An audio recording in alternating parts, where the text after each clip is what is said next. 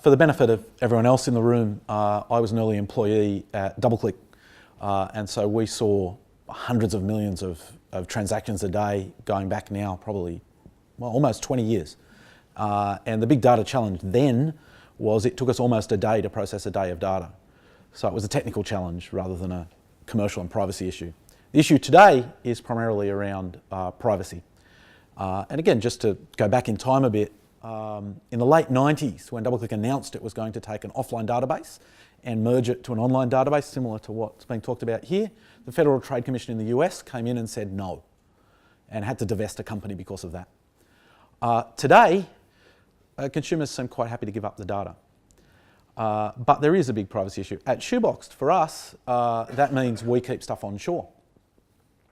So it's about what are the people that are doing it. So we're taking unstructured information, receipts. It's very hard to get information off receipts.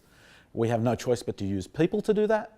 And those people are actually that data is done in Australia. And that's a requirement on some of our customers, even as small businesses. And then there's an issue of tracking all of that. Where's the data going? Who has access to it? You've given access to your accountant. Are we sure you've actually given access to your accountant? Have they given access to someone else? Tracking all of that and feeding it back. The other big issue for us in terms of compliance is medical records. Medical records have very specific legislative requirement around them, so we actually have to reject them. So people will send us medical records to be stored. It's relevant Medicare records, for example, you might want because you're going to claim stuff back. And we have to make sure that our staff are trained and our systems are able to identify that and actually reject it. So there's a lot of complexity around the compliance requirement for it. Even though, for most people say, oh yeah, Facebook just tracks all this stuff and don't seem to care, you do have to care about it even as a startup. One thing I'd say is, I think privacy is really important, but if you're actually adding value, like you were saying before, people don't actually mind giving up the data, like linking their Facebook, right? If you're actually adding value and making it easier for people, people actually want to give that data up to get themselves a better experience. So I would say people are becoming much more open to it. I think that's right. But at the moment, there's two companies that have a monopoly on the trading of PI, and so the market research industry is about $40.6 billion globally. Hasn't grown in about 10 years. But Facebook and Google, both we know are growing like weeds. One's growing at 40%, one's growing at 17%. They're both way bigger than both those that whole industry. And what they do is Facebook trades our PI when we go on there for social utility, and that social utility we're happy for them to show us ads that match our behaviour, and they take that social interaction, they match that with other data, and they can create a very relevant ad which gives them really high CPMs, and they make a lot of money out of that, and it's very scalable and very capital efficient. Google do the same thing. They look at our intent on search. We're happy because we get this great search engine for free, but what we don't know is they're trading our personal information out there. And most companies don't have that engagement model, and they're not allowed to do that PI trading. And so most collection statements in Australia now, they're not allowed to outwardly exchange PI on behalf of me. Whereas if you belong to a loyalty program or other apps or other online products, often you do give that right away for the utility. So often you'll hear, if you're not being charged, you're the product. That is often the case, where they're matching your information with someone's offer, or your information with a better ability to price a premium on an insurance product, or your information with a risk model.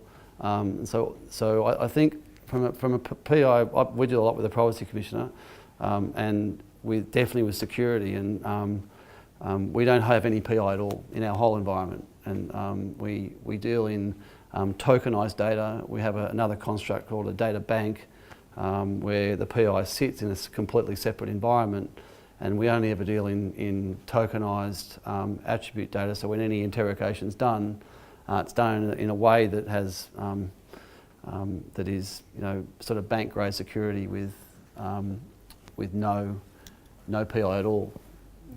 There's a high risk of re-identification, and that's a longer discussion. But so I've got an example to give you, even if the supplier doesn't have the data, only if you have it. Has anyone noticed that when you connect your iPhone to Bluetooth in your car, it'll tell you how long it takes to get home? Anyone else notice that one? So both Apple and Google are tracking where you go, and they have histories dating back a long time to be able to do that. Another thing that the Google Now app will do is if you arrive in another country, it'll remember where you stayed last time and actually offer you directions to your hotel. Now have a think about what that data might be worthwhile for in a divorce case.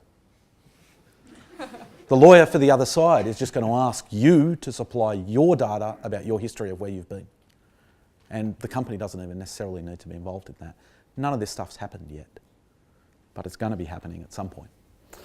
One of the issues is regulation, and so if you think about how at the moment governments are pushing into open data, and at the moment there's 32 governments around the world that have opened their data up, and the data's either off or on, and now, you know, I might trust that the issue with that is the government might trust KPMG to help match the OTO data with some health data to find some insight, but they may not trust Paul McCartney Consulting.com.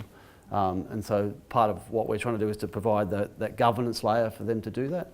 And so the governments of the world know that there's huge productivity improvements that they can get by letting the market crowdsource insights and crowdsource activation. And they've seen lots of examples of that. The apps that we all use to get buses and trains home, that was an example of them hacking together, opening up the RTA data and somebody hacking a great app that we all use every day now.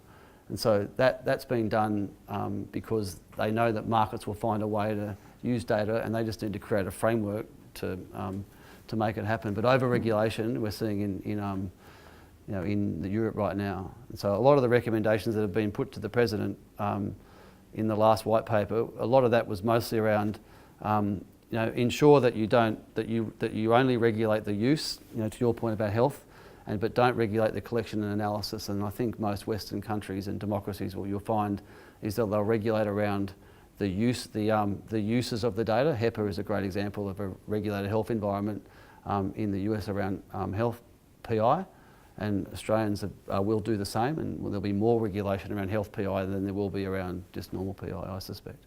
But there's a big risk that we over-regulate and that we don't become as a country less competitive.